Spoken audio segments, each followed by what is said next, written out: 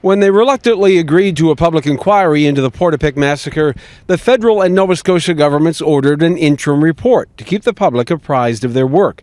The Mass Casualty Commission has now filed its first formal report, which is heavy on process and short on what the inquiry has uncovered. Some of that information has been shared before, but I think it's useful to bring it all together again so that individuals who are engaged with our work, who are watching our work, understand where we are in the process.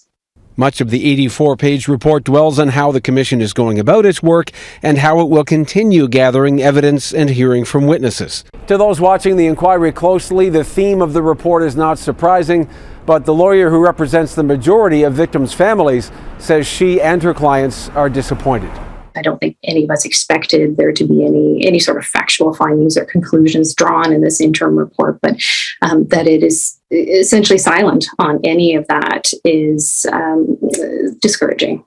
Along with in-person hearings, the Commission has released thousands of pages of documents, some detailing the RCMP's confusion as the gunman was killing 22 people.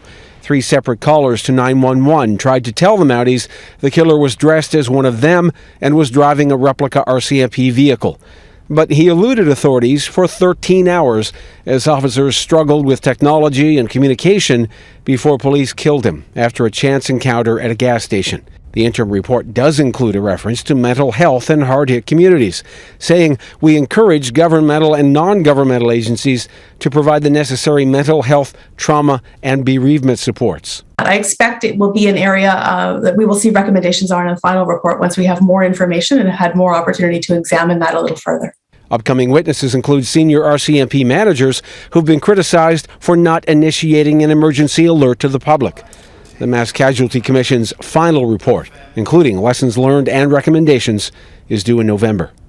Ross Lord, Global News, Halifax.